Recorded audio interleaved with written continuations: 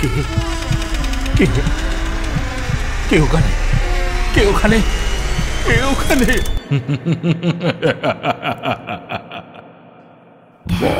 ভুতুরে, যেখানে জীবিত সব চরিত্র।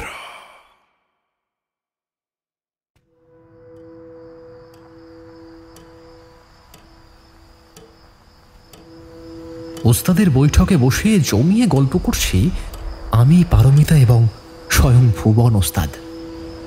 আমাদের সামনের টেবিলে রাখা আছে গরম গরম কফি আর অরিদার হাতের বানানো ভেজ স্যান্ডউইচ।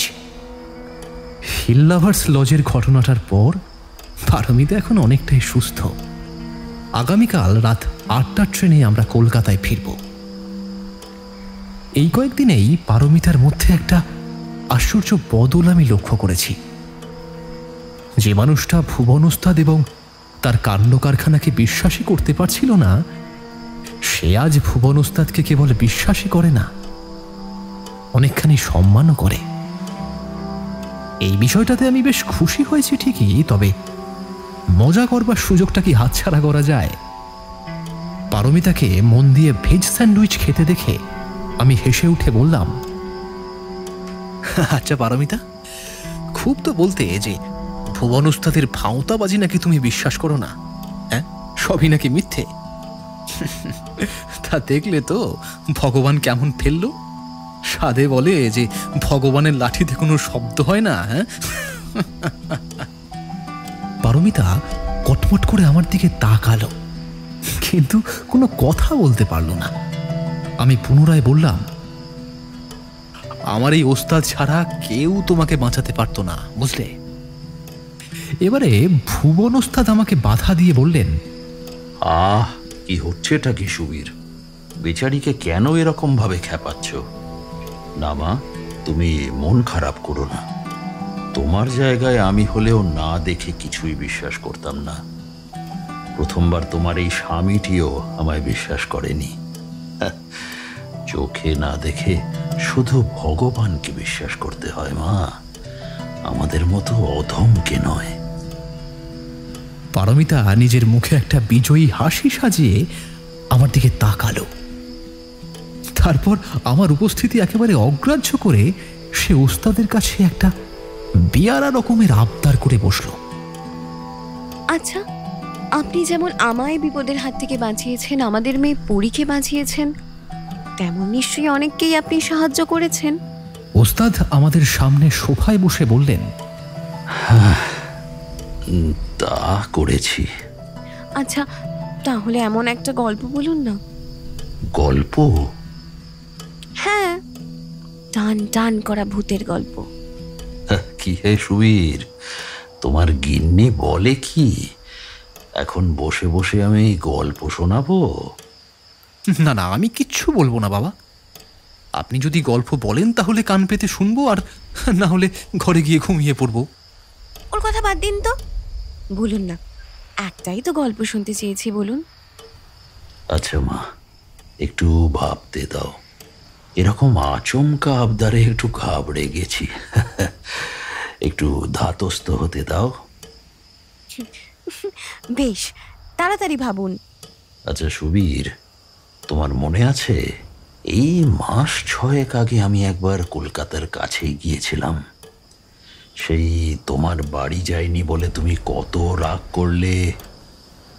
হ্যাঁ, সে আবার মনে থাকবে না? আপনি কোনো একটা গ্রামে গিয়েছিলেন বোধ হয়, কি যেন নাম, শাকসবজি, এইরকম কিছু একটা নাম। তুমি পারো বটে, শাকসবজি নয়, শাকুলহাটি। কৃষ্ণনগরের কাছেই ছিল এই গ্রাম।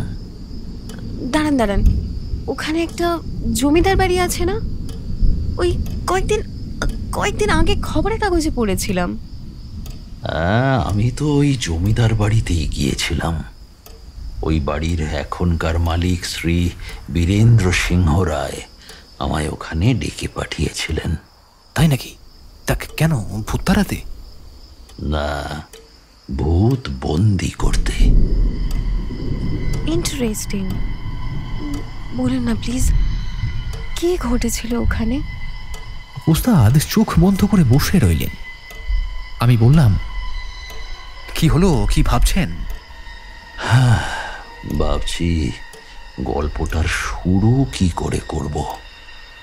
মানে এটা তো আবার ভাবার কি আছে, শুরু থেকেই শুরু করুন। সেটাই তো ভাবছি, কোন শুরুটা থেকে শুরু করব। কোনটা থেকে শুরু মানে? বলি, শুরু আবার কটা হয়? আছে আছে, এক্ষেত্রে দুটো।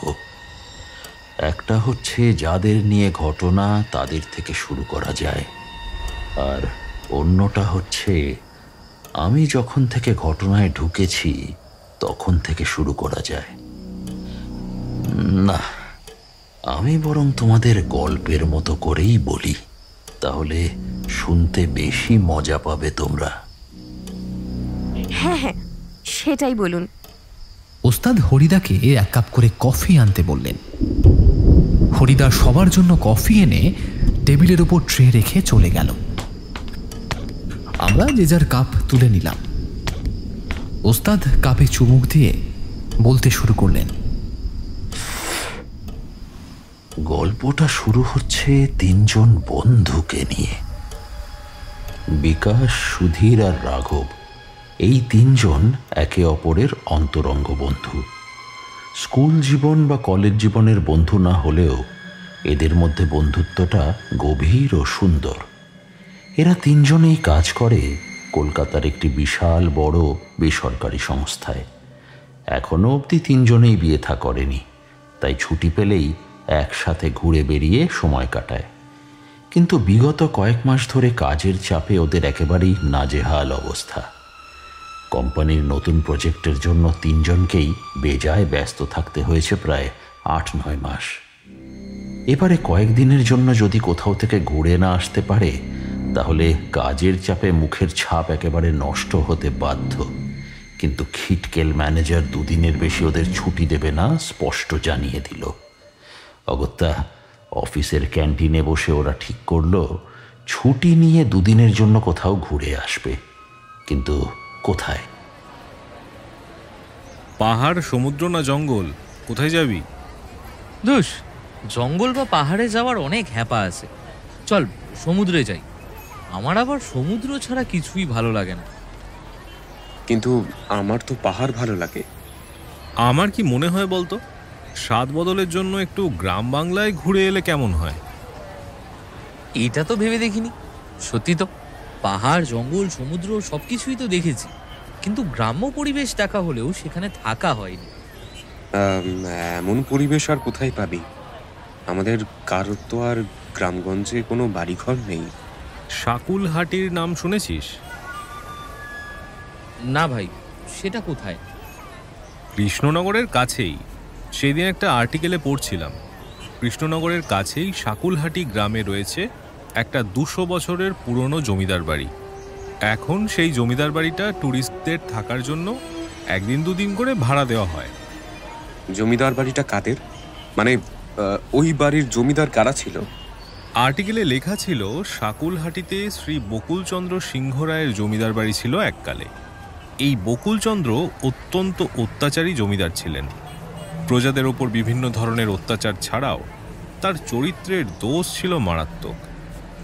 ভয়ানক কামুক জমিদার বকুলচন্দ্রের জন্য শাকুলহাটি সমেত আশেপাশের গ্রামের কোনো মেয়েই সুরক্ষিত ছিল না। একবার যদি তার বিষ দৃষ্টি কোনো মেয়ের উপরে পড়ত, তাহলে সেই মেয়ের আর নিস্তার নেই। এমনকি মেয়ে পছন্দ করার সময় বকুলচন্দ্র বিবাহিত, বিধবা, পোয়াতি কিছুই বাজবিচার করতেন না। প্রহরী দিয়ে পছন্দ মতো মেয়েটিকে তুলে আনতেন। 1 রাতের জন্য তাকে শয্যা সঙ্গিনী বানিয়ে ভোগ করতেন। পরের দিন সেই মেয়েকেই উচ্ছিষ্ট খাবার ফেলে রাখার মতো তার বাড়িতে গিয়ে ফেলে আসতেন। আর আমাদের সোকল্ড সমাজ সেই মেয়েকে নয় এক ঘরে করে রাখত, আর না হয় তাকে পুড়িয়ে দিয়ে মৃতদেহকে জলে ভাসিয়ে দিত। বাপরে, এই বাড়িতে কি করে থাকবো রে? এই জমিদারের গুণের তো শেষই নেই। কে জানে কোন ঘরে কি করে রেখেছে। আরে না না, আর্টিকেল যিনি লিখেছেন তিনি কিন্তু ওই বাড়ির কোনো ভুতুড়ে বদনাম দেননি? সুধীরের কথা বাদ দে তো, মালটা একটু বেশিই ভীতু। তুই বল, ওই জমিদার বাড়ির লোকেদের সঙ্গে যোগাযোগ করব কি করে? খবরের নিচে একটা নম্বরও দিয়েছে, সম্ভবত ওই বাড়ির ম্যানেজারের নম্বর। এই একবার ফোন করে খবর নেব। নেকি আর পুছ পুছ, নিয়ে নে খবর। তাহলে দেরি না করে এই সপ্তাহে বেরিয়ে পড়া যাবে। বিকাশ সেই দিনই ফোন করলো সেই আর্টিকেলে দেওয়া নম্বরে। নম্বরটা ওই জমিদার বাড়ির ম্যানেজার মিস্টার মিত্রের। তার সঙ্গে বেশ খানিকক্ষণ কথা বলে দুদিনের জন্য জমিদার বাড়ির একটা ঘর বুক করে দেওয়া হলো। শুক্রবার ভোর ভোর গাড়ি নিয়ে ওরা তিন মূর্তি বেরিয়ে পড়ল শাকুলহাটির উদ্দেশ্যে। শুক্র শনিবার ওখানে থেকে রবিবার ফিরে আসবে। তারপর সারা দিন আরাম করে সোমবার থেকে অফিসে জয়েন করবে। এই ছিল ওদের পরিকল্পনা। কলকাতা থেকে শাকুলহাটি যেতে সময় লাগে মোট 5 ঘন্টা। শহরের যানজট পেরিয়ে ওদের গাড়ি যখন গ্রামের মেঠো পথে প্রবেশ করল তখন প্রায় 10টা বাজে। গ্রামের একটা চায়ের দোকানে জিজ্ঞাসা করে শাকুলহাটির জমিদার বাড়িতে পৌঁছতে ওদের 10 মিনিট সময় লাগলো। বিরাট ফটক পার করে 3 বার হর্ন বাজিয়ে গাড়ি প্রবেশ করলো শাকুলহাটি জমিদার বাড়িতে। গাড়ি বারান্দার সামনে দাঁড়িয়ে রয়েছেন এক পাঞ্জাবি পায়জামা পরা ফর্সা ভদ্রলোক, চোখে চশমা এবং উচ্চতায় বেশ খাটো, বয়স সেই 40-এর ভিতর। ওরা গাড়ি থেকে নামতেই ভদ্রলোক ওদের দিকে এগিয়ে এসে বললেন, নমস্কার, আমার নাম শঙ্কর মিত্র, আমি এই বাড়ির ম্যানেজার। বিকাশ ভদ্রলোকের দিকে হাত বাড়িয়ে দিয়ে করমর্দন করে বলল, আমার নাম বিকাশ, আর আমার এই দুজন বন্ধু সুধীর আর রাঘব। আসুন আসুন, আপনাদের ঘর দোতলায় ঠিক করা হয়েছে। বাড়ির ভিতরে প্রবেশ করতে করতে বিকাশ বলল, এই বাড়ির মালিকরা কোথায় থাকেন? তারা বর্তমানে কর্মসূত্রে প্রত্যেকেই দেশের বাইরে থাকেন, ওই নিউ ইয়র্কে। কিন্তু এই বাড়ি খুব ভালোভাবেই মেনটেন করেছেন দেখতেই পাচ্ছি। আসলে জমিদারের পরবর্তী প্রজন্ম অত্যন্ত দায়িত্ব নিয়েই এই বাড়ি রক্ষণাবেক্ষণ করেন। তবে বাড়ি মেনটেন করার পরও তাদের এখানে এসে থাকার সময় নেই, তাই এখানেই ব্যবসা ফেলেছেন। অনেকেই পুরনো জমিদার বাড়ির মজা নিতে 2-1 দিনের জন্য এই বাড়িতে থাকতে আসেন। এছাড়া বাড়ির একটা অংশে নিয়মিত শ্যুট চলে। কিসের শ্যুট? সিনেমার? না না, ইউটিউবের। অনেকেই ভিডিও করতে আসে। এছাড়া প্রি ওয়েডিং ফটোশ্যুট তো লেগেই আছে।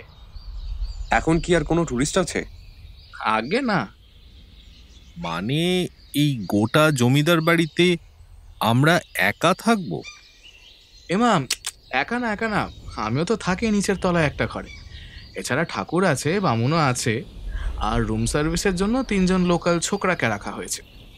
আসলে গরমকালে এইদিকে খুব একটা তো কেউ আসে না, আশেপাশে দেখার মতো কিছুই নেই। তবে শীতকালে লোকজনের ভিড়ে এই বাড়ি পুরো জমজমাট হয়ে থাকে। বাড়ির ভিতরের সাজসজ্জা দেখে ওদের চোখ ধাঁধিয়ে গেল। চারিদিকে ছড়িয়ে ছিটিয়ে রয়েছে দামি দামি আসবাব। দেওয়ালে টাঙানো আছে সুন্দর সুন্দর ছবি। শোকেস ভর্তি অ্যান্টিক জিনিসপত্রে ঠাসা। ম্যানেজার ওদের নিয়ে বড় বারান্দা দিয়ে সোজা ওপরে উঠে গেল। এরকম জমিদার বাড়িতে থাকার সুযোগ তাদের জীবনে এই প্রথমবার হলো। দারুণ জায়গা রে, বিকাশের পছন্দ আছে। ঠিক বলেছিস, এই বাড়িতে ঢুকেই নিজেকে কেমন জমিদার জমিদার মনে হচ্ছে। দোতলায় একটা সুন্দর সাজানো গোছানো বিরাট ঘরে 3 জনের থাকার ব্যবস্থা করা হয়েছে। ঘরের মধ্যে 3টে সিঙ্গেল বেড রয়েছে। এছাড়া বিশাল বড় বড় 2টো জানলা, কাঠের বড় আলমারি ও একটা বিরাট আয়না রয়েছে। ঘরের বাথরুমটাও রীতিমতো রাজকীয়ভাবে তৈরি করা হয়েছে। রাঘব ঘরের একদিকে গিয়ে একটা জানলা খুলে ম্যানেজারকে জিজ্ঞাসা করল, ম্যানেজার বাবু, ওটা কি? বাকিরা এগিয়ে জানলার দিকে গিয়ে দেখল একটা উঠোন মতো কিছু রয়েছে। অতীব সুন্দর রমণীর দাঁতহীন ফোকলা মুখের মতো ওই উঠোনটা একেবারেই এই বাড়ির সঙ্গে বেমানান। সারা বাড়ি সাজিয়েছেন, অথচ এত বড় উঠোনটাই সাজাননি। ওই উঠোনটায় যাওয়া বারণ আছে স্যার। কেন? তা তো কথা জানি না, তবে ওই উঠোনটা ছিল বকুলচন্দ্র সিংহ রায়ের ব্যক্তিগত সম্পত্তি, আর এই বাড়ির কোনো সদস্যেরই সেই দিকে যাওয়ার অনুমতি ছিল না। বকুলচন্দ্র মানে এই বাড়ির জমিদার, যার কথা আর্টিকেলে বেরিয়েছিল? আগে হ্যাঁ, তবে তার একদমই সুনাম নেই এই অঞ্চলে। বকুলচন্দ্রের পরিবারের সদস্যরা অনেকটা এই কারণেও পরবর্তীকালে এই বাড়ি ছেড়ে চলে যায়। ওই জায়গাটায় কি তিনি পুজো টুজো করতেন নাকি? না না, তা নয় না না, আসলে বকুলচন্দ্র মেয়েদের তুলে এনে ওইখানেই ওদের সঙ্গ দিত, সুতরাং বুঝতেই পারছেন কেন বাড়ির সদস্যরা ওই জায়গায় যেতে চাইতো না। ওই দিকটা একবার দেখা যায় না? একতলার বারান্দা পেরিয়ে একটা লোহার কলাপসেবল গেট পেরিয়ে যেতে হয় ওইদিকে, তবে ওই গেটের চাবি দেওয়া আছে। আমার কাছেও এই চাবি থাকে, তাই একদিন এই বাড়ির শ্রী উত্তর পুরুষ বীরেন্দ্র সিংহ রায় আমায় বলেছিলেন যে ওইদিকে যেন আমি কোনোদিনও না যাই। আপনি জিজ্ঞাসা করেননি যে কেন আপনাকে ওইদিকে যেতে বারণ করা হচ্ছে? দেখুন, আমরা মাইনে করা কর্মচারী মাত্র, অধিক প্রশ্ন করা আমাদের সাজে না। আমাদের কাজ হলো মালিকদের কথা অক্ষরে অক্ষরে মেনে চলা। যাই হোক, আপনাদের তো অনেক ধকল হয়েছে, আপনার একটু বিশ্রাম নিনক্ষণ, আমি আপনাদের একটু পরে খাবার ঘরে পাঠিয়ে দিচ্ছি। ম্যানেজার চলে গেল। ওরা হাত মুখ পা ধুয়ে জানলার সামনে 3টে চেয়ার নিয়ে বসে গল্প করছিল। প্রত্যেকের হাতে চায়ের কাপ, প্রত্যেকের দৃষ্টি নিবদ্ধ ওই উঠোনের দিকে। ব্যাপারটা কি অদ্ভুত না? পুরো বাড়ি মেইনটেইন করা হলো, কিন্তু এই দিকটা ছেড়ে দিল। সেটাই তো ভাবছি, ব্যাপারটা কি বলতো? শুনলি না, জমিদার বকুলচন্দ্রের উত্তর পুরুষ অনেকটা তার কাজকর্মের জন্যই এখানে থাকতে চায়নি, আর বাড়ির ওই দিকটাতেই তো জমিদার নিজের কুকর্ম সারত, তাই হয়তো ওই দিকটা ওর বাড়ির লোক ব্যবহার করতে চাইতো না। জানিস, আমার না খুব ইচ্ছে করছে ওইদিকে যেতে। আমারও একবার ঘুরে দেখতে ইচ্ছে করছে ওই দিকটা, কিন্তু যাব কি করে? ম্যানেজার তো আর ওই দিক খুলে দেবে না। এই, তোর ইনসোমনিয়া আছে না সুদীপ? হ্যাঁ, তাতে কি? তুই ঘুমের ওষুধ খাস না? হ্যাঁ, এখন রোজই খেতে হয়। তার মানে তুই এখানে ওষুধ এনেছিস? হ্যাঁ রে বাবা, কেন, কি হয়েছে এটা কি? রাঘব, তোর প্ল্যানটা কি বলতো? আমার তোর কথাগুলো ঠিক সুবিধার মনে হচ্ছে না। সিম্পল, সুধীরের থেকে একটা ওষুধ নিয়ে আমরা ম্যানেজারকে খাইয়ে দেব, তারপর মালটা ঘুমোলে ওর কাছ থেকে চাবি নিয়ে আজ রাতে এই জায়গাটা ঘুরে দেখব। মাথা খারাপ নাকি? না ভাই, আমার এইসব অতিমাত্রায় কৌতূহল নেই। একজন মানুষকে নিজের ঘুমের ওষুধ খাইয়ে বেহুশ করে অযথা নিজের কার্যসিদ্ধি করার কথা আমি ভাবতেই পারি না, ঠিক আছে? এই আমারও মনে হয় এই ঘুমের ওষুধ খাওয়ানোর ব্যাপারটা একটু বাড়াবাড়ি হয়ে যাবে। আরে ওই ওষুধের ডোজ খুব বেশি নয়, ডাক্তার সব ভেবেচিন্তেই পেশেন্টকে ঘুমের ওষুধ সাজেস্ট করে। আরে এই কাজটা করতে পারলে আমাদের জীবনেও তো একটা অ্যাডভেঞ্চার থাকবে, যেটা আমরা আমাদের নাতিপুতিকে শোনাতে পারবো। রাঘবের চেষ্টায় শেষ অবধি বিকাশ ব্যাপারটায় সম্মতি দিল, কিন্তু সুধীর কিছুতেই বিষয়টা মানতে পারছিল না। কিন্তু বেচারার কথার কোনো দাম নেই, তাই নিজের ব্যাগ থেকে ওষুধ বের করে রাঘবের হাতে দিতে এক প্রকার বাধ্য হলো সে।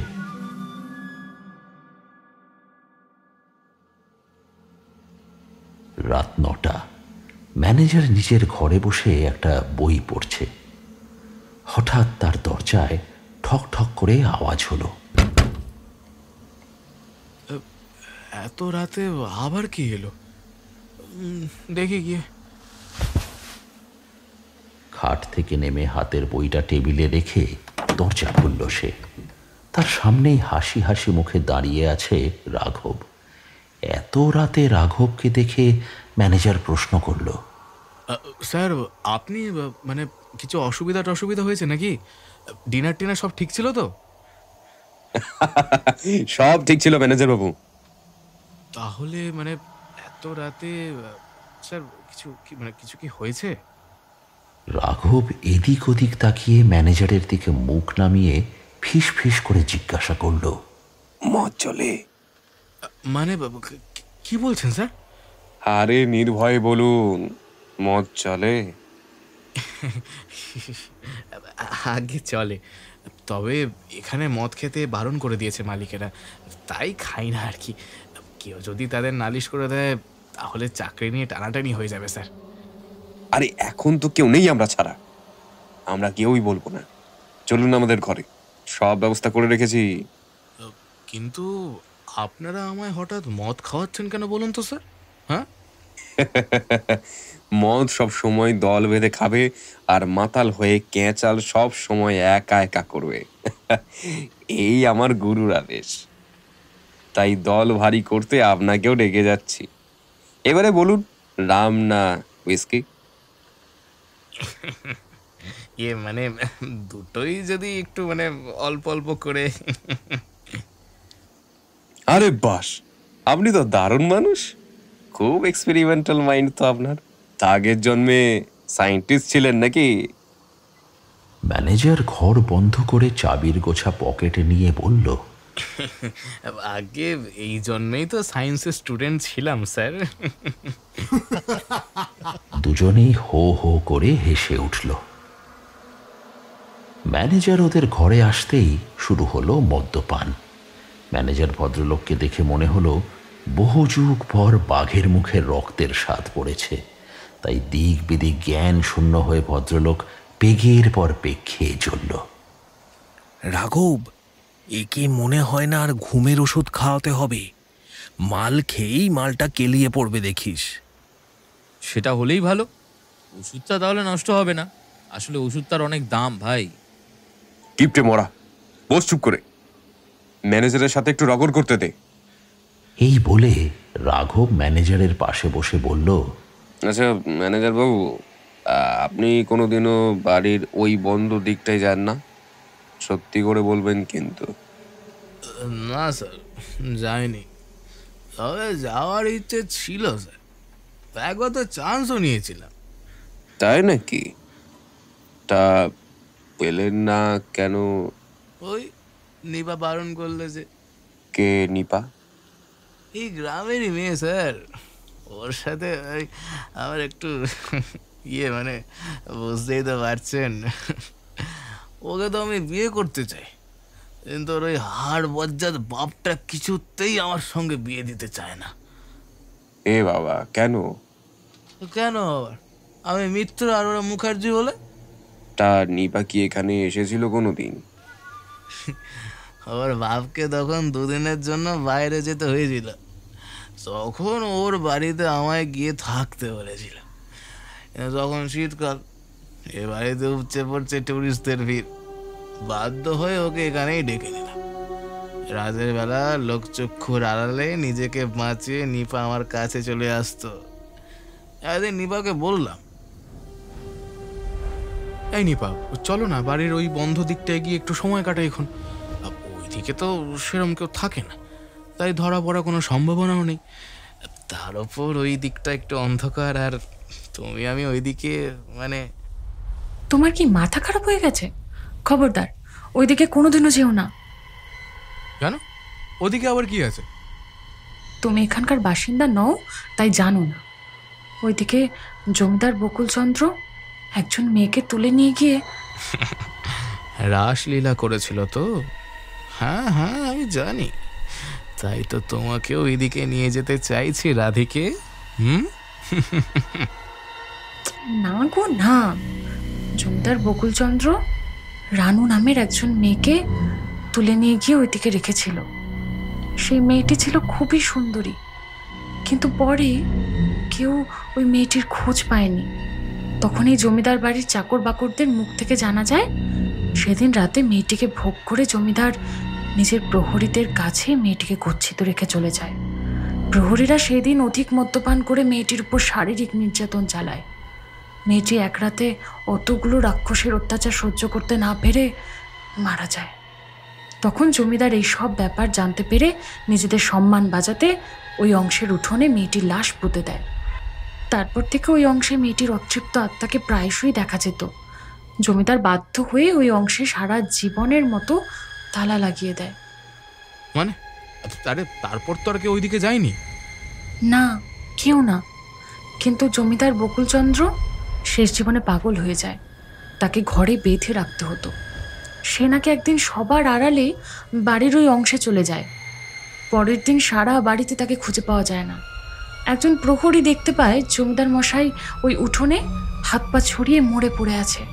তখন সবাই দলবল গিয়ে ওইদিকে গিয়ে দেখে জমিদার মশাই ঘাড় মোটকে পড়ে আছে, এবং সেই কাজ যে কোনো মানুষ করেনি সে বলাই বাহুল্য। পরে জানা যায় ওই দিন জমিদারের সেই প্রহরীরাও অস্বাভাবিকভাবে মারা গিয়েছিল, যারা ওই রানুর সঙ্গে ওই কুকর্মটা করেছিল। তারপর থেকে আমিও বাড়ির ওই দিক নিয়ে কোনো উৎসাহ দেখাইনি। বুঝেছিলাম এই বাড়ির এখনকার মালিক যিনি, তিনি এইসব ভূতের ব্যাপার প্রকাশ করতে চায় না বলেই আমায় কিছু জানায়নি। তাছাড়া এইদিকে তো কোনোদিনও কোনো আত্মার উদ্ভব হয়নি, তাই বেকার বেকার গিয়ে খুঁচিয়ে ঘা করার দরকারটা কি হলুন তো। যাকে আমার স্যার ঘুম পাচ্ছে, বুঝলেন তো। আমি ঘুমাই, আপনারাও।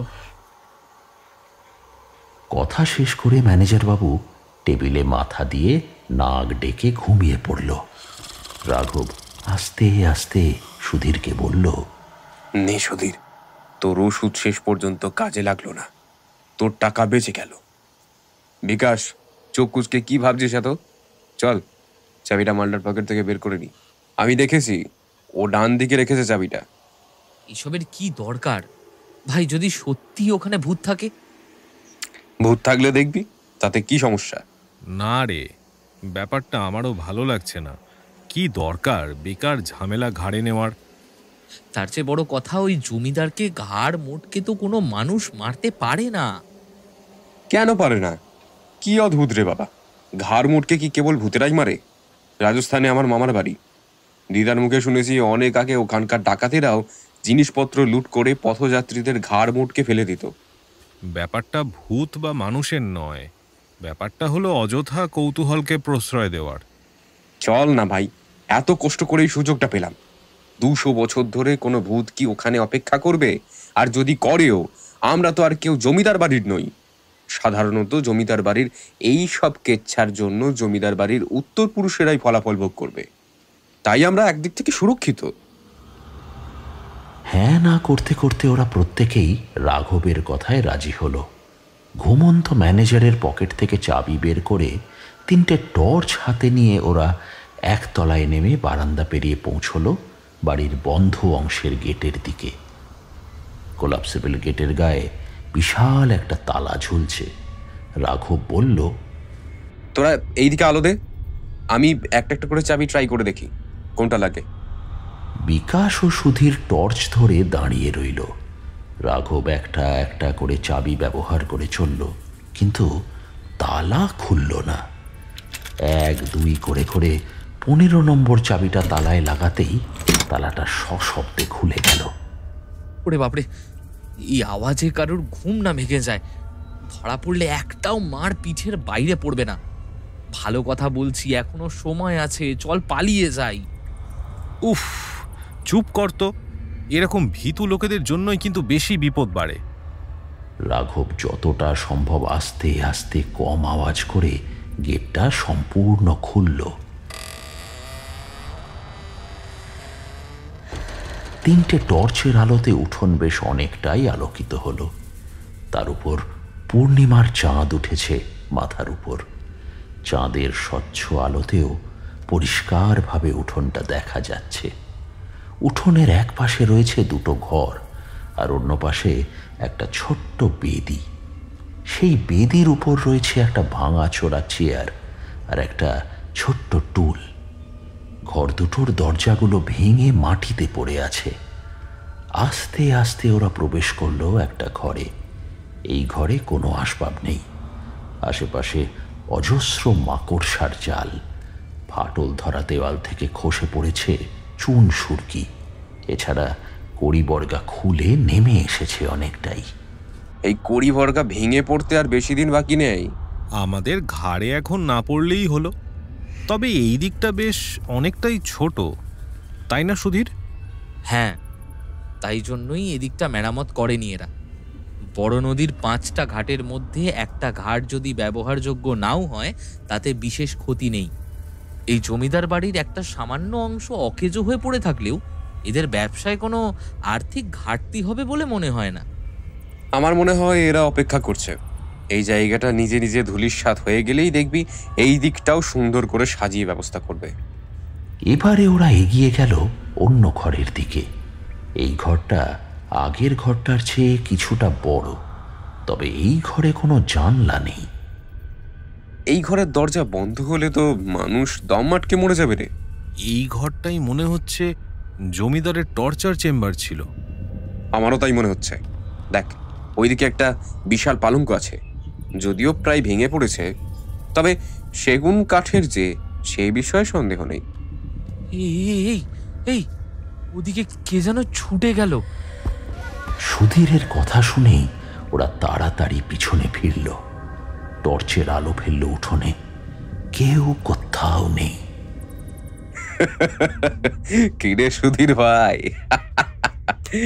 ম্যানেজারের সঙ্গে তোরও ঢুকঢুকটা বেশি হয়েছে বলে মনে হচ্ছে। হাট শালা, না রে, আমি সত্যি বলছি, আমি স্পষ্ট দেখেছি। কি দেখেছিস তুই? ভাই, তোরা যখন ওই দিকে ফিরে কথা বলছিলি তখন আমি টর্চের আলোটা ঘরের অন্যদিকে ফেলে দেখেছিলাম। হঠাৎ দেখলাম দরজার পাশে যেন একজন দাঁড়িয়ে আমাদের দিকেই তাকিয়ে আছে। ওইদিকে আলোটা ফেলতেই সে এক ছুটে উঠোনে চলে গেল। সুধীরের কথা শেষ হতে না হতেই কোত্থেকে একটা কুকুর চিৎকার করে উঠল। অমনি সুধীর এক লাফে রাঘবের কোলেই উঠে যাচ্ছিল।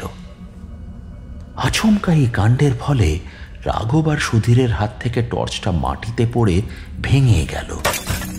আরে আরে, কইস কি ঘাটের মরা? ওটা কুকুর ডাকছে রে, ভূত না। ভূত দেখলেই কুকুররা ডাকে।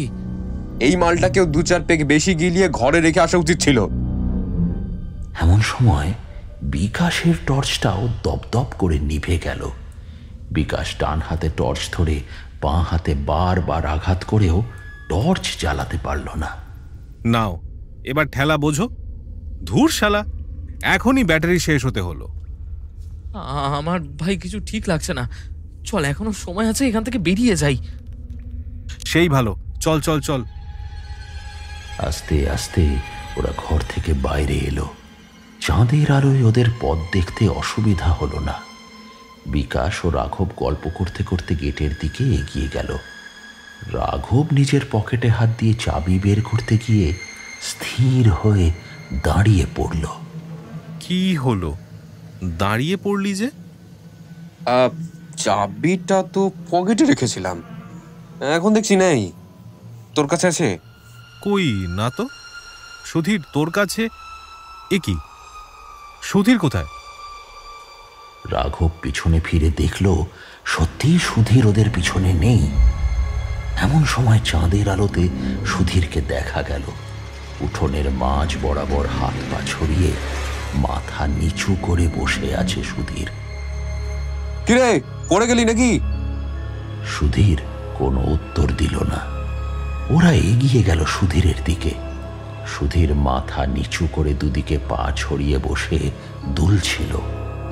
বিকাশ সুধীরের হাত ধরে বলল, কিরে, ওঠ। এই সুধীর, সুধীর।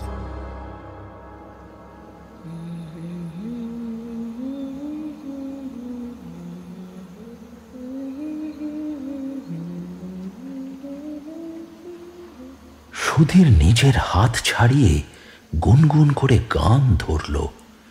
অবাক হলো ওরা। সুধীরের মতো বেসুরো মানুষ শুধু যে সুরেই গুনগুন করছে তাই নয়, বরং গলার স্বরটাও কেমন মেয়েলি মনে হচ্ছে। দেখ সুধীর, এটা ইয়ার্কি মারার সময় নয়, চল দেখছি, চল বলছি। সুধীর কোনো কথা বলল না। নিজের পকেটে হাত দিয়ে কিছুতে একটা তাল দিতে দিতে গুনগুন করতে লাগলো। আওয়াজটা শুনে বোঝা গেল ওর কাছেই আছে সেই চাবির গোছা। বেশ, তুই এখানে বসে মুজরা কর, আমাদের চাবিটাতে আমরা বেরোবো। এই বলে রাঘব সুধীরের পকেটের দিকে হাত বাড়াতেই খপ করে রাঘবের হাতটা ধরে নিল সুধীর। তারপর মেলি খ্যান খ্যানে কণ্ঠে বলল, এখান থেকে আমি কাউকে বেরোতে দিই না, যেমন ওই বকুল চন্দ্রকে বেরোতে দিইনি, তেমন তোদেরও বেরোতে দেব না।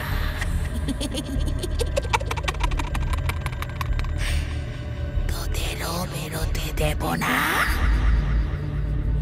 বলেই সুধীর দুহাত তুলে উঠে দাঁড়িয়ে খিলখিল করে হাসতে হাসতে একটা ঘরে ঢুকে গেল।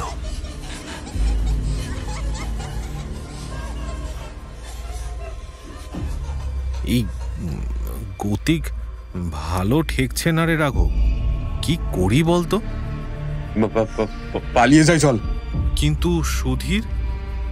আমরা গিয়ে ম্যানেজারকে তুলে সব স্বীকার করে নেব, তারপর ওদের সাহায্যে আমরা সুধীরকে উদ্ধার করে নিয়ে যাব। হ্যাঁ, সেই ভালো, তাড়াতাড়ি চল। পিছন ফিরতেই ওদের চোখের সামনে খোলা গেটটা বন্ধ হয়ে গেল। এরকম অলৌকিক ঘটনা ওরা আশা করেনি। ভয়ে ওদের হাত পা ঠান্ডা হয়ে গেল। এখন সুধীর যে ঘরে প্রবেশ করেছে সেই ঘর থেকে ভেসে আসছে গুনগুনানি সুর। কতবার সুধীরকে এইসব করতে বারণ করেছিল, কেন যে ওর কথা শুনলাম না? এই তোর জন্য, হ্যাঁ তোর জন্য আমাদের আজ এখানে আসতে হলো। আজ তোর কৌতূহলের জন্য বিপদ আমাদের মাথায় নেমে এসেছে। এখন যত দোষ নন্দ ঘোষ, তাই না? আমি কি তোদের মাথায় দিব্যি দিয়েছিলাম যে তোদের আমার পিছু পিছু আসতেই হলো? দেখ, বাড়াবাড়ি করবি না। আমি কি বাড়াবাড়ি করছি? তোদের দম নেই তো আমি কি করব? তা এতই তোর দম বেশি যখন, সেটা কাজে লাগা। যা, নিয়ে আয় সুধীরকে ওই ঘর থেকে। আমি কেন যাব? তোর যখন বেশি পীড়িত, তুই যা। ব্যাস, বেরিয়ে গেল দম। ভেড়ুয়া কোথাকার। মুখ সামলে কথা বল, নাইলে কিন্তু। না হলে কি করবি? হ্যাঁ, কি করবি তুই? দাঁড়া, সুধীরকে একবার নিয়ে আসি, তারপর তোকে মজা দেখাচ্ছি। কথা শেষ করে রাঘব এক ছুটে সুধীরকে ডাকতে ডাকতে ওই অন্ধকার ঘরে ঢুকে গেল। বিকাশও ওকে আটকালো না। নিজে গেটের কাছে গিয়ে গেট ধরে টেনে খোলার চেষ্টা করতে লাগলো। কিছুতেই দরজাটা খুলছে না। এবারে কি করবে বিকাশ? একবার চিৎকার করে ডাকবে ম্যানেজারকে, কিন্তু সে তো মদ খেয়ে উল্টে পড়ে আছে ওদের ঘরে। তবে ম্যানেজার না আসুক, বাড়িতে বাকি যারা আছে তারা যদি কেউ শুনে এইদিকে আসে তাদের উদ্ধার করতে, যেমন ভাবা তেমন কাজ। চিৎকার করে ডাকলো বিকাশ, ম্যানেজার বাবু, ও ম্যানেজার বাবু, আমরা এখানে আটকা পড়েছি। ও ম্যানেজার বাবু, শুনছেন? কেউ আছেন? প্লিজ আমাদের উদ্ধার করুন, প্লিজ। প্লিজ, কেউ আছেন? অসহায়ভাবে গেট ধরে কাঁদতে কাঁদতে বসে পড়ল বিকাশ। হঠাৎ ওর মনে হলো এতক্ষণ হয়ে গেছে, রাঘবের কোনো সাড়া শব্দ নেই কেন? বিকাশ অন্ধকার ঘরটার দিকে তাকিয়ে দেখল। নিকষ কালো অন্ধকার ঘরটার দিকে তাকিয়ে ওর গায়ে কাঁটা দিল। কম্পিত স্বরে বিকাশ তার দুই বন্ধুর নাম নিয়ে ডাকল, সুধীর, রাঘব, কোথায় গেলি রে তোরা? একটিবার বেরিয়ে আয় ভাই, আমার খুব ভয় করছে রে। অন্ধকার ঘর থেকে তখন ভেসে আসলো খিলখিল করে হাসির শব্দ। সেই হাসির শব্দ শুনে বিকাশ উঠে দাঁড়িয়ে আস্তে আস্তে সেই ঘরের সামনে গিয়ে ভয়ে ভয়ে বলল, তোরা দুজনে মিলে কি আমায় বোকা বানাচ্ছিস? দেখ, এরকম করিস না, আমার হার্টের ব্যারাম আছে, যে কোনো সময় হার্ট ফেল করে যাব। প্লিজ, তোরা এরকম করিস না। হ্যাঁ, কে রে? জমিদার না প্রহরী? বিকাশ সেই প্রশ্ন শুনে দুপা পিছিয়ে গেল। ওর পা থরথর করে কাঁপছে। ওর পা আর ওর পুরো শরীরের ওজন নিতে পারছে না। কাঁপতে কাঁপতে বিকাশ মাটিতে বসে পড়ল। ওর চোখে মুখে খেলা করছে প্রচন্ড ভয়ের রেখা। ঘর থেকে এবারে তীব্র কণ্ঠে সেই এক প্রশ্ন ভেসে এলো, বলকে তুই জমিদার না প্রহরী? আমি বিকাশ, জমিদার বা প্রহরী কেউই নই। আমি আমার বন্ধুদের সাথে এখানে ঘুরতে এসেছি। মিথ্যে মিথ্যে বলছিস তুই? এই জায়গায় একমাত্র জমিদার আর ওর প্রহরীরাই ঢুকতো, নিজেদের অপকর্ম করতে ঢুকতো। তোরাও আজ সেই জন্যই এসেছিস, তাই না? রানু অত সস্তার মেয়ে নয়। একবার মেরে পুঁতে দিয়েছিস বলে কি বারবার তোরা ওই একই কাজ করে যাবি? আর আমি কিচ্ছু বলবো না। এত বছর ধরে আমি অপেক্ষা করে আছি শুধুমাত্র এই দিনটা দেখবো বলে। এবারে আমি তোদের মেরে তবেই মুক্তি লাভ করব। তুমি ভুল করছো রানু। তোমার মৃত্যুর পর আজ প্রায় 100 বছর কেটে গেছে। আমরা তোমার কোনো ক্ষতি করতে আসিনি, বিশ্বাস করো। আমাদের ছেড়ে দাও। ছেড়ে দেব? তোদের ছেড়ে দেব? নে তাহলে ছেড়েই দে।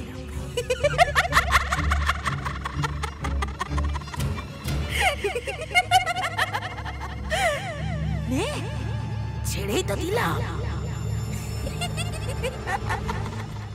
এমন সময় ঘরের মধ্যে নারী কণ্ঠের তীব্র হাসির শব্দ শোনা গেল।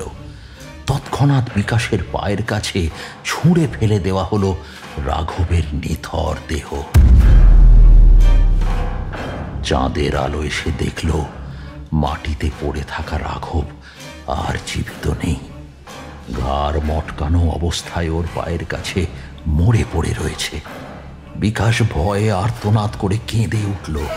সেই কান্নার শব্দের সঙ্গে মিশে গেল ঘরে থাকা অশরীরীর হাসি। কেউ আছেন? প্লিজ আমায় বাঁচান। কেউ আছেন? এদিকে আসুন দয়া করে, না হলে এই শয়তান আমাদের সবাইকে মেরে ফেলবে। কেউ আছেন? শয়তান কাকে বলছিস? কাকে বলছিস শয়তান? চিৎকার করে ঘর থেকে বেরিয়ে এলো সুধীর। তবে ওর শরীর ওর নিজের হলেও ওর শরীরের ভিতরের আত্মা ছিল রানু নামের সেই মেয়েটির, যাকে জমিদার বকুলচন্দ্র ওখানে পুঁতে দিয়েছিল। সুধীর সেই রকম অদ্ভুত কণ্ঠে বলে উঠল, আমায় শয়তান বলছিস রে জন্মা? কোন সাহসে বলিস? কি করেছিলাম আমি তোদের? জমিদার আর ওর প্রহরীরা এখানে আমায় তুলে এনে যা করেছিল আমি তো আজ কেবলমাত্র তার প্রতিশোধ নিচ্ছি। আমি এই বাড়ি ছেড়ে কোথাও যাব না। আমি এই বাড়িতে থেকে প্রত্যেকের অন্যায় শাস্তি দেব, হত্যা করব সবাইকে। যে এদিকে এসে আমার সুযোগ নিতে চাইবে আমি তাকে শেষ করে দেব। বিশ্বাস করো, আমরা কোনো বদমতলবে আসিনি। করি না আমি বিশ্বাস। কেন করব? আমার বাবা, আমার কাকা নিজের হাতে জমিদারের কাছে আমাকে বেচে দিয়েছিল। বিনয় আমায় অন্তঃসত্ত্বা অবস্থায় ছেড়ে দিয়েছিল। আমার নিজের লোকেরাই যখন আমার সাথে বিশ্বাসঘাতকতা করেছে, তারপর আমি আর কাকে বিশ্বাস করব? বিনয় আমার প্রেমিক, আমি ওকে খুব ভালোবাসি। ওকে আমি বিশ্বাস করে ওর সঙ্গে সম্পর্ক রেখেছিলাম। এমন সময় আমার চোখ পড়ল ওই শয়তান জমিদার বকুলচন্দ্রের। বিনয়কে সে কথা জানাতেই বলল যে আমার উপর যখন ওই জমিদারের চোখ পড়েছে তখন জমিদার ঠিক আমায় নিজের কাছে নিয়ে যাবে। পরে যখন আমি নিজে জানতে পারলাম যে আমি আমি মা হতে চলেছি তখন বিনয় আমায় ঘাট থেকে ছেড়ে ফেলে দিল। শুধু তাই নয়, সবাইকে বলল ওই বাচ্চাটা নাকি ওর নয়, আমি নাকি ভদ্রমের বেশে একজন পার্বণিতা। সারা গ্রামে এই খবর আগুনের চেয়ে বেশি তাড়াতাড়ি রটে গেল। তখন সংসারের অভাবে আমার বাবা কাকার কাছে জমিদার অনেক টাকা দিয়ে আমি কিনে নিল। বাবা বলেছিল যে টাকা দিয়ে কিনছেন যখন, ওকে আর আমরা বাড়িতে ফেরত পেতে চাই না। কাকাও বলেছিল পেট বাঁধানো মেয়ে ছেলেকে আমাদের চৌকাঠো মারাতে দেবে। জমিদার আমায় এই কিনে ফেলে রাখল। দুদিন ঠিক মতো খেতে দিল না। 3 দিনের দিন এলো এই অভিশপ্ত রাত। জমিদার সেই রাতে আমার ঘরে এলো। আমি ভয়ে সিটিয়ে বসেছিলাম। প্রহরীরা এসে আমার হাত পা সব বেঁধে দিল।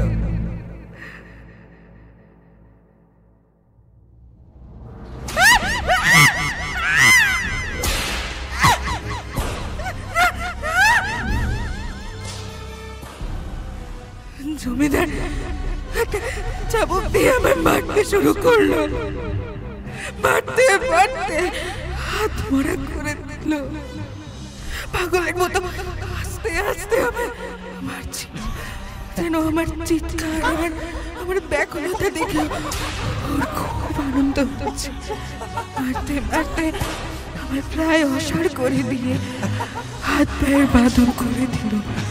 তারপর শুরু হলো আমার উপর অকথ্য অত্যাচার। আমার উপর সমস্ত রকমের নির্যাতন করার পর প্রহরীদের বলল, নে এবার তোরা যা করবি কর। এমনিতেও প্রদীপ নিভু নিভু হয়ে এসেছে। তোদের কাজকর্ম করার পর মেয়েটা এমনিতেই মরে যাবে। তারপর মেয়েটাকে এই বাড়ির উঠোনে পুঁতে দিস। এমনিতেও এই উঠোনটাতে নতুন করে বাঁধাবার প্রয়োজন আছে। এই সুযোগে উঠোনটাও খোঁড়া হয়ে যাবে। কিন্তু জমিদার মশাই, মেয়েটা যদি না মরে তখন কি করব? তাহলে বিয়ে করে ঘরে তুলবি। কিন্তু আমার যে ঘরে বউ আছে। শোন রে জানোয়ার, এই জমিদার বকুলচন্দ্র এক জামা কাপড় আর এক মেয়ে মানুষ ভোগ করার পর দ্বিতীয়বার ছুঁয়েও দেখে না। তাই মেয়ে ছেলেটা না মরলে জ্যান্ত পুঁতে ফেলবি, বুঝলি? এই বলে জমিদার চলে গেল। আমি বুঝতে পেরেছিলাম আমার পেটের সন্তানটার বেঁচে নেই।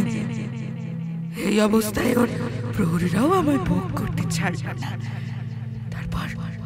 তারপর ভোরবেলা আমার শরীরকে নিয়ে গিয়ে উঠোন ঘুরে সেখানে পুঁতে দিল। তখনও আমার শ্বাস চলছে। তখন আমার মুখের উপর চাপ চাপ মাটি ফেলছিল ওরা। আমার হাত পা নাড়িয়ে ওদের বাধা দেওয়ার শক্তিটুকুও ছিল না। সম্পূর্ণ পুঁতে ফেলার পরও আমি বেঁচেছিলাম, অনেকক্ষণ বেঁচেছিলাম। তখনই তীব্র ঘৃণা আর রাগে আমি প্রতিজ্ঞা করলাম যে মরে যাবার পর আমার অতৃপ্ত আত্মা আমার সমস্ত অপরাধীদের নিজে হাতে শেষ করবে। যতটা যন্ত্রণা আমি পেয়েছি ততটাই যন্ত্রণা দিয়ে আমি ওদের মারবো। মেরেওছি তাই। সেদিন জমিদারকে মারার পর আমি একে একে প্রহরীদের মেরেছি। আমার বাবা কাকা সবাইকে শেষ করেছি।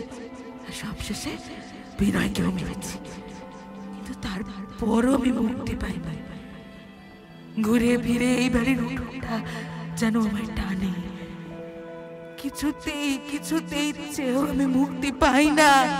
তাই এখনো যে এদিকে আসে আমি ধরে নিই সে আমার অপরাধী। আমি তাদের ছেড়ে দিই না, যেমন আমি আজ তোদেরও ছাড়ব না। কিন্তু তোদের মধ্যে একজনকেও আমি মারব না। কেন জানিস? তার শরীরকে আশ্রয় করে আমি এই নরক থেকে বেরিয়ে পড়ব। এই অন্ধকার মাটির মধ্যে আর আমি নিজেকে বন্দি রাখবো না। এমনিতে আমি মুক্তি পাবো না যখন, এখন আমার প্রয়োজন একটা মানব শরীরে।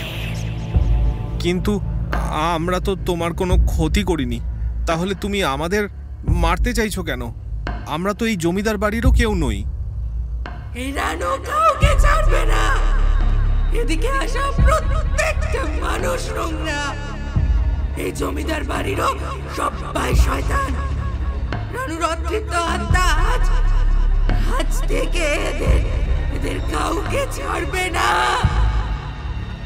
সুধীরের দেহে আশ্রিত রানুর কথা শুনে বিকাশ স্তম্ভিত হয়ে যায়।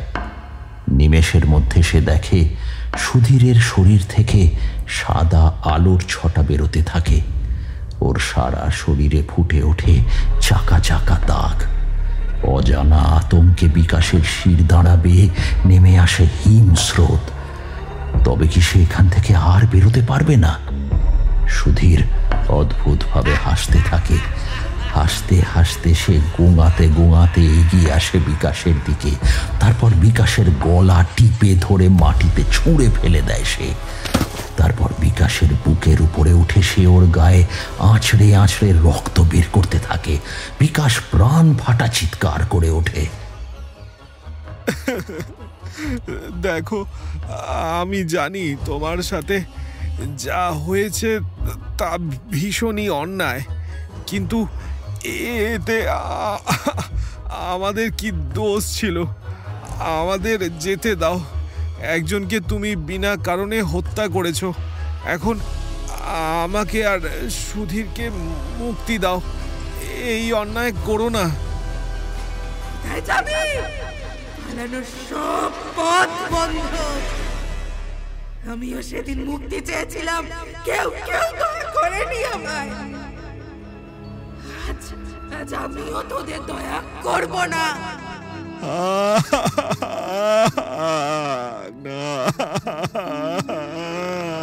বিকাশ নিজের মৃত্যুকে নিজের সামনে দেখে চিৎকার করে উঠল। আস্তে আস্তে বিকাশের উপর মৃত্যুর কালো ছায়া নেমে এলো।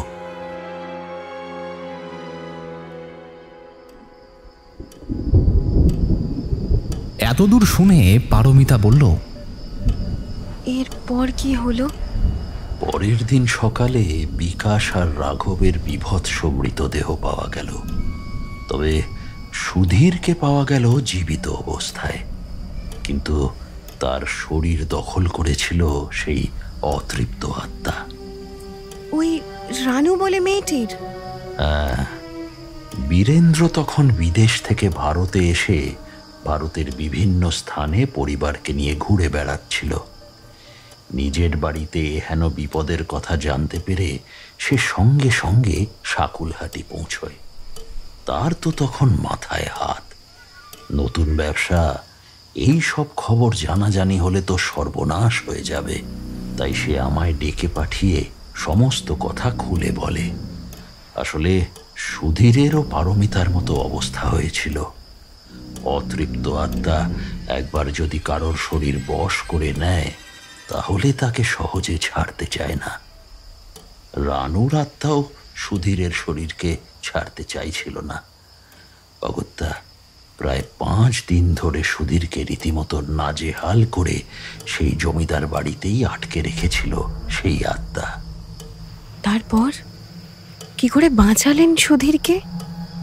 রানুর দেহটা যেখানে পুঁতে দেওয়া হয়েছিল সেই জায়গা খুঁড়ে রানুর কঙ্কাল উদ্ধার করা হলো। আমি নিজে দাঁড়িয়ে থেকে ওর সৎকারের ব্যবস্থা করলাম। প্রথম এই কাজে সুধীর রানু বাধা দেওয়ার চেষ্টা করলো, কিন্তু সব শেষে রানুর দেহাবশেষে অগ্নিসংযোগ করতেই সুধীর মাথা ঘুরে পড়ে গেল এবং ওর শরীর থেকে রানুর আত্মা বেরিয়ে ধোঁয়ার মতো বিলীন হয়ে গেল। তারপর সুধীরের জ্ঞান ফিরতে সে আমায় বাকি ঘটনা বলল। আমি খেপে খেপে শুনেছি, কিন্তু তোমাদের একবারে গুছিয়ে গল্পটা বললাম। সত্যি আপনাকে দেখলে না অবাক হয়ে যাই। কত কঠিন কঠিন সমস্যার কত সহজ সহজ উত্তর খুঁজে বের করেন আপনি। আমি পারমিতার দিকে তাকিয়ে বললাম, এই জন্যেই তো সবাই মানুষটাকে ওস্তাদ বলে। আমাদের সকলের ভুবন ওস্তাদ। জয় তারা, জয় জয় তারা, জয় তারা।